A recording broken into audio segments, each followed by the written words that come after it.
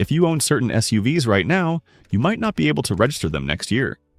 Not because they're unsafe, because of regulations most people don't even know exist. 7 SUVs that could face serious restrictions or outright bans in specific states and cities starting in 2026. We're talking about vehicles that owners paid $40,000, $50,000, $60,000 for, suddenly becoming illegal to drive in certain areas. By the end of this, you'll see which SUV is facing the most aggressive restrictions and why dealerships aren't warning buyers about this. But first, you need to understand what's actually happening, because the headlines don't tell the full story. Here's what's really going on. Across America, cities and states are implementing emission zones, weight restrictions, and fuel economy mandates that target specific vehicle categories. It's not a conspiracy, it's a patchwork of local regulations that most buyers don't research before purchasing. You buy an SUV in 2024, everything's fine. Then 2026 rolls around, and suddenly you can't drive it into downtown Denver without paying massive daily fees. Or you can't register it in California at all. The problem is that these regulations hit SUVs differently than cars, and certain models are right in the crosshairs. Most owners find out too late, after they've already signed the loan papers. Dodge Durango SRT Hellcat. Start with the most obvious target, the Dodge Durango SRT Hellcat. This is a supercharged V8 SUV that gets single-digit fuel economy in the city, and that's exactly why it's facing problems. California's zero-emission vehicle mandates are getting stricter every year. By 2026, the state requires that a certain percentage of new vehicles sold must be electric or plug-in hybrid. That sounds like it only affects new cars, right? Wrong. Here's what people miss. To meet those quotas, manufacturers are cutting production of gas guzzlers completely. Dodge already announced they're discontinuing the Durango SRT Hellcat. Not because it doesn't sell, because they can't afford the regulatory penalties, but it gets worse for current owners. Several California cities are implementing low-emission zones where high-polluting vehicles face daily access fees. San Francisco, Los Angeles, and San Diego are all exploring programs similar to London's congestion charge. If your Durango SRT gets 15 miles per gallon combined, you're looking at potential daily fees just to drive in certain areas, and registration costs are increasing for vehicles that don't meet emission standards. Now here's the part that shocks people. This isn't just California. Colorado, Washington, and New York are following similar paths. Denver is considering downtown emission restrictions. Seattle already has neighborhood access rules for high-polluting vehicles. If you live in or near a major city, your ability to actually use a Durango SRT could get severely limited. One owner in Sacramento bought a 2021 Durango SRT Hellcat for $65,000. He loved it. Supercharged power, room for the family, American muscle. Then he got the notification about new emission zone fees starting in 2026. Just to drive to his job downtown, he'd be paying an extra $200 per month. He can't afford that on top of his car payment. Now he's trying to sell, but buyers know about the restrictions too. The resale value is tanking, but weight restrictions are hitting a different category of SUVs even harder. Hummer EV. This one surprises people because it's electric. The Hummer EV should be exempt from emission rules, right? Not when it comes to weight restrictions. The Hummer EV weighs over 9,000 pounds. That's heavier than many commercial trucks. And across America, cities are implementing weight restrictions on residential streets and parking structures because heavy vehicles are destroying infrastructure that wasn't designed for them. New York City is considering weight-based access fees for vehicles over 8,000 pounds. The reasoning is infrastructure damage. Heavy vehicles tear up roads and stress parking garages. The Hummer EV is already banned from some parking structures in Manhattan because it exceeds structural load limits. Several buildings posted new rules. No vehicles over 8,000 pounds in underground parking. California is exploring weight-based registration fees that could add thousands annually for vehicles over 7,000 pounds. The argument is that heavy vehicles cause disproportionate road wear. Here's what makes this frustrating for owners. They bought an electric vehicle thinking they were following the rules. Instead, they're getting hit with weight penalties because the battery pack alone weighs over 3,000 pounds. The thing that makes it green also makes it too heavy. One Hummer EV owner in Brooklyn paid $110,000 for his truck. 6 months later, his building implemented a weight restriction on parking garage access. He has to park on the street, circling for an hour to find a spot, paying meter fees, dealing with alternate side parking. He's considering selling, but finding a buyer in NYC is nearly impossible because everyone knows about the parking restrictions. But older diesel SUVs are facing complete bans. Diesel-powered SUVs 2015 and older. This category includes any diesel SUV manufactured before 2016, BMW X5 diesels, Mercedes GL diesels, Volkswagen Touaregs, Audi Q7 TDIs. If you own one, you need to understand what's coming. Multiple states are implementing diesel vehicle bans in urban areas. The regulations vary, but the trend is clear. California is considering prohibiting pre-2016 diesel vehicles from entering certain urban zones starting in 2026. The reasoning is particulate matter and NOx emissions, which diesel engines produce at higher levels than gasoline engines. Oregon and Washington are exploring similar rules. Portland and Seattle are both looking at diesel restrictions for older vehicles. The problem for owners is that older means anything over 10 years old. So a 2015 model becomes restricted in 2025. But here's where it gets really problematic: the diesel scandal aftermath. Remember when Volkswagen got caught cheating on emission tests? That created a regulatory environment where any diesel vehicle is viewed with suspicion. Cities and states are implementing blanket restrictions on older diesels rather than testing individual vehicles. Your well-maintained 2015 BMW X5 diesel gets treated the same as a smoking Volkswagen that was part of the scandal. The registration process is already changing in some areas. In California, certain counties are requiring additional emission testing for diesel vehicles. The tests are more stringent and more expensive than standard smog checks. If your diesel doesn't pass, you can't register it.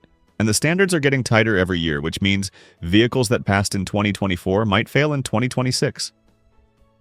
One X5 diesel owner in San Francisco bought his SUV in 2014 for $50,000. It's been reliable, gets good fuel economy for an SUV, and he's maintained it perfectly. Last month, he got the notice about upcoming diesel restrictions in the city. Starting in 2026, he won't be able to drive it downtown without significant fees. His options are to pay the fees, sell the vehicle, or move out of San Francisco. He's underwater on the loan because diesel resale values have collapsed. Nobody wants to buy a diesel SUV that might get banned from half the city. Now the question is, are there any categories safe from restrictions? Large three-row SUVs over 6,000 pounds. This category is broader and hits more people than you'd think. We're talking about Chevrolet Suburbans, Ford Expeditions, GMC Yukon XLs, Nissan Armadas, basically any three-row SUV with a curb weight over 6,000 pounds. And they're facing restrictions in multiple areas. The push comes from safety advocates who argue that heavy SUVs are significantly more dangerous to pedestrians and occupants of smaller vehicles. The data backs this up. When a 6,000-pound SUV hits a sedan, the physics are brutal. Cities are responding with new regulations. Chicago is considering implementing size-based parking fees. Under the proposal, vehicles over 6,000 pounds would pay double the standard parking rate in city lots and on metered streets. The goal is to discourage people from driving large SUVs in dense urban areas. Similar proposals are being discussed in Boston, Philadelphia, and Washington, D.C. But the bigger threat is federal. The EPA is revising corporate average fuel economy standards, and vehicles over 6,000 pounds are facing new scrutiny. The old rule gave large SUVs and trucks easier targets because they were considered work vehicles. The new proposal eliminates some of those exemptions. For manufacturers, this means they'll need to either dramatically improve fuel economy on large SUVs or limit production.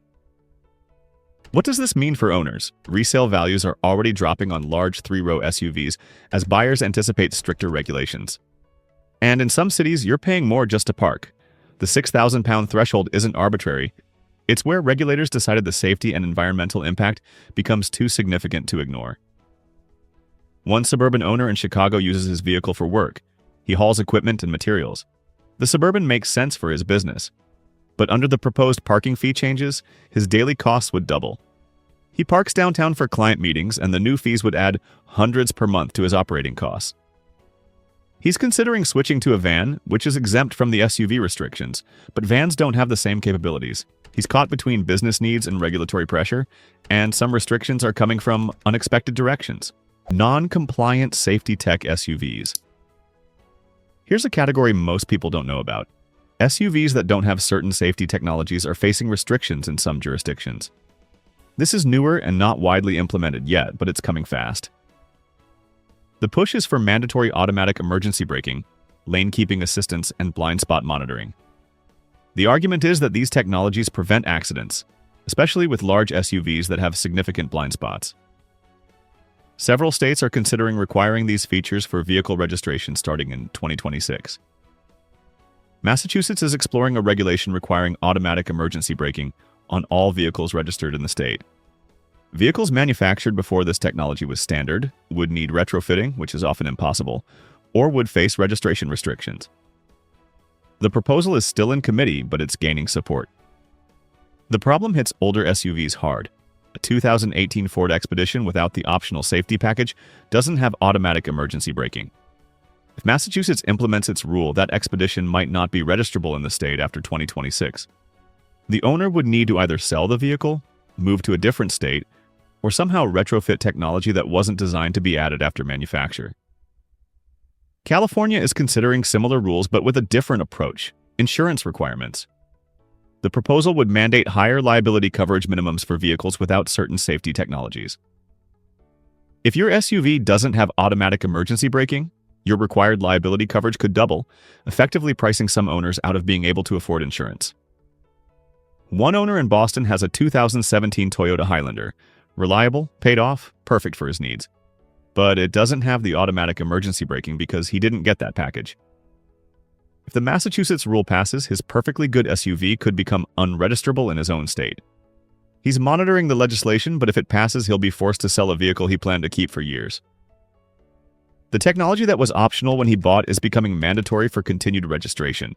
But the most shocking restrictions are the ones already in effect that people don't know about. Modified lifted SUVs. If you've lifted your SUV, raised the suspension for off-road capability, you could already be in violation of regulations in multiple states, and enforcement is increasing. California has strict laws about vehicle height restrictions. Bumpers must be within a certain range of the ground for safety. Lift a Jeep Wrangler or Toyota 4Runner too high, and you're technically illegal. The law has existed for years, but enforcement was spotty. That's changing. Law enforcement is increasingly ticketing modified SUVs. The fines can exceed $500, and in some cases, the vehicle can be impounded until modifications are removed. Several California counties have implemented special enforcement programs. Texas, Colorado, and Oregon all have height restriction laws that many lifted SUV owners don't know about. The specific rules vary, but many popular aftermarket lift kits make vehicles illegal to drive on public roads. Here's where it gets expensive. If you're caught, you have to remove the modifications and get the vehicle re-inspected. For someone who spent $5,000 on a lift kit, this means eating that entire cost to return the vehicle to stock. Insurance is the other problem. If you're in an accident with illegal modifications, your insurance can deny the claim. Several cases have gone through courts where insurance companies successfully argued that illegal modifications void coverage. One Wrangler owner in Southern California lifted his Jeep for off-roading. He spent $7,500 on quality parts and professional installation. Then he got pulled over during a traffic enforcement operation. The officer measured his bumper height. It exceeded legal limits by 2 inches. $500 fine, vehicle impounded. He had to pay towing, storage, and then another $1,500 to remove the lift kit. $9,000 total to comply with a law he didn't know existed. And the final category might surprise you most: plug-in hybrids in HOV lane programs. This seems backwards, but plug-in hybrid SUVs are losing privileges, and in some cases facing restrictions that make them less attractive to own. The specific issue is HOV lane access and incentive programs that are being rolled back. California, Virginia, and several other states gave plug-in hybrids special exemptions allowing single-occupant access to carpool lanes. This was a major incentive for buying vehicles like the Jeep Wrangler 4xe, Grand Cherokee 4xe, or Lincoln Aviator Grand Touring. Owners paid premiums for these vehicles specifically to use HOV lanes during commutes. The programs are ending or becoming more restrictive. California's clean air vehicle stickers for plug-in hybrids are being phased out. New issuances stopped for many vehicles, and existing stickers are expiring without renewal. Owners who bought plug-in hybrid SUVs for HOV access are losing that privilege, and their vehicles' resale values are dropping accordingly. But there's a deeper problem. Some states are implementing registration fees specifically targeting plug-in hybrids. The argument is that these vehicles don't pay gas taxes because they can run on electricity, but they still use roads. States need to replace that lost tax revenue.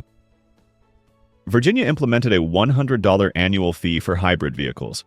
Other states are considering similar or higher fees. The net result is that plug-in hybrid SUVs are losing incentives while gaining penalties. The total cost of ownership is increasing, and buyers are realizing they paid extra for capabilities they can't fully use. Resale values on plug-in hybrid SUVs have dropped more than comparable gas-only models. One commuter in the Bay Area bought a Grand Cherokee 4xe specifically for the HOV lane access. His commute is 90 minutes each way on crowded highways. With HOV access, it dropped to 45 minutes. That was worth the extra $12,000 he paid for the hybrid model.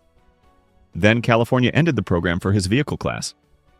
Overnight, his commute doubled back to 90 minutes. The feature he bought the vehicle for no longer works.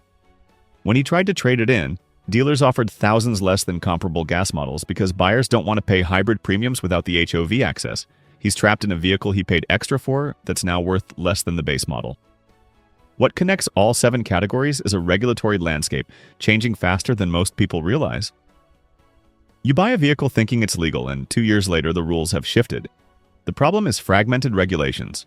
Different rules in different states, different cities, different fee structures. Nobody explains clearly. The financial impact is severe. People are underwater on loans for vehicles they can't fully use. Resale values are collapsing on certain SUV categories because buyers are scared of upcoming restrictions. The pattern is clear. Larger, heavier, less efficient SUVs are being targeted through multiple regulatory approaches. Weight restrictions, emission zones, parking fees, safety requirements. It's death by 1,000 cuts. 7 SUV categories facing restrictions starting in 2026. From the Durango SRT Hellcat caught in emission zones to plug-in hybrids losing the privileges they were bought for. These aren't hypothetical. These regulations are being implemented now. If you own one of these SUVs, hit that like button and drop a comment with your state. Let's see where restrictions are hitting hardest. Real experiences from actual owners matter more than regulatory documents. Subscribe because this channel covers automotive regulations that dealerships won't tell you about. Hit the bell. The next video covers which SUVs are actually appreciating as regulations tighten. Thanks for watching. The automotive landscape is shifting fast. Research your local regulations before buying. Check not just your state, but your city. The most expensive vehicle is the one you can't legally drive.